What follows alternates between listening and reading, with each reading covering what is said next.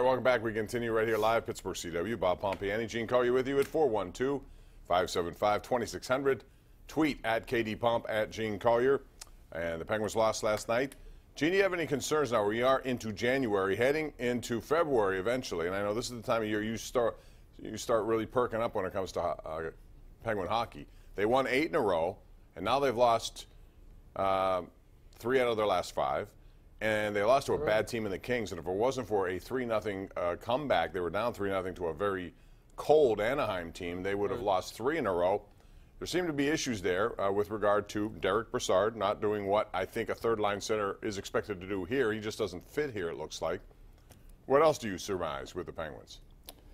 Well, I did stay up late to watch 2 of those games on the West Coast, so... you should have tweeted at me. I was tweeting. Why didn't you tweet at me? Were you tweeting during the game? Of course. Live tweeting from 3,000 miles away. That's the way I like to do it. At 2 in the morning, yes. Yeah. What else is wrong with life? I don't know. I don't see any really glaring problems with the Penguins. You know, it's a tough league. San Jose looks like a great team, a big physical team, like they were a couple of years ago when they were in the finals. There's still 2 games to go on the road trip. I expect they'll get 1 or 2 of those, and you know, we'll go on and on until there are only 8 months left until the playoffs start. Yeah. Well, I do think Brassard and Kessel don't work. I've said all along it should be Malkin and Kessel. They have a chemistry, and that'll get Malkin maybe out of his funk. We'll see how it goes. There's a lot of time to talk about hockey. Right now we're going to Bill in Mount Lebanon. What's up, Bill? How are you? Hey, Bob. How you doing? All right. What's up with you? I think the Penguins are going to make the playoffs, but I don't think they're going to go far because the defense don't seem to be playing good right now. No, I think they're okay. I think their power play is a real concern in that how sloppy they get, and that's a big advantage for them when they click. They normally score.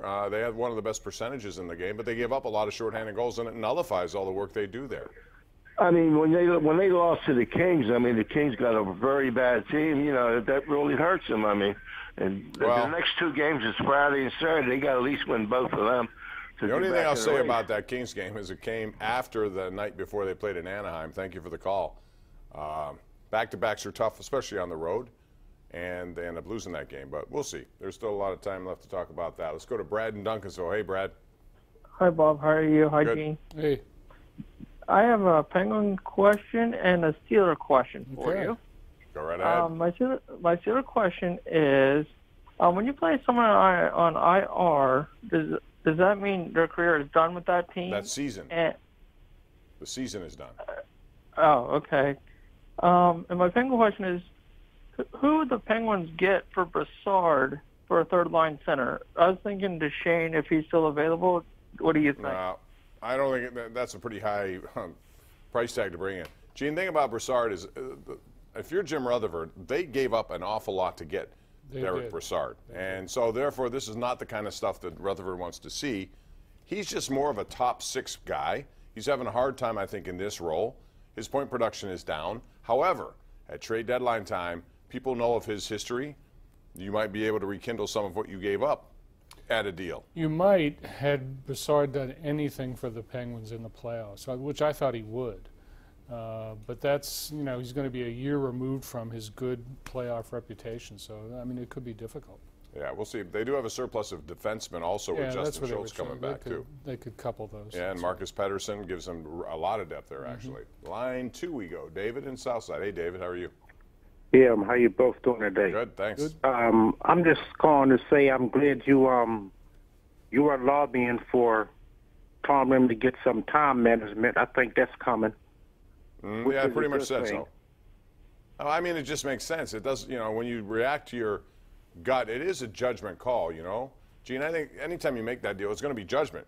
But you look at the best amount of video. You have some other eyes up there helping you, because I think from field level, you're never going to be in a position. Yeah, well, I think the caller inferred that Tom is going to get some help managing the clock.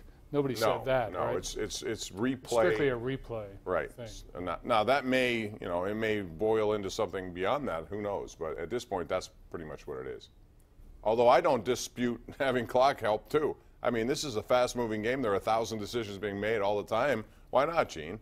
If you have someone up there who may give you an idea of when to call a timeout, just in your ear. You know, look how many college basketball coaches there are. Did you see their benches? Mm-hmm. They're more suits than people in uniform. Oh, absolutely. They have a coach for everything. No, I mean, I wouldn't be opposed to that, certainly. I mean, clock management is really a complicated thing, a difficult thing, even though everyone in the stands and everyone who calls this show seems to know how to do it perfectly. They do. You know, you have to do those things really quickly, and there are usually a number of options. I wouldn't be opposed to that, but I think the Steelers will take that one step at a time. Line 4 we go. Mike in Oakland. What's up, Mike? How are you? Hey, what's up, Bob and Gene? How you doing? We're good, thank you. So here's my issue with the Pirates, and get your thoughts. First of all, again, Bob, I kind of chastised you last month, because you're so positive with them every season, off season, thinking they're going to do something. That's not true. That's not true. Well, okay, well, at least I picked them fourth the last 2 years. I don't know how's that positive. Well, this season you thought they were going to spend more money. I did. And upgrade the team. I still do. Listen, okay, well, here's the thing. They had a 98-win team in 2015. I know. They cut payroll drastically. They basically dismantled the team. Every year since, the payroll's gotten lower and lower, and then their attendance shrinks, and then they use the excuse, oh, well, the attendance shrunk, so we can't add to. So, well, there was record attendance from 2013 to 2015, right?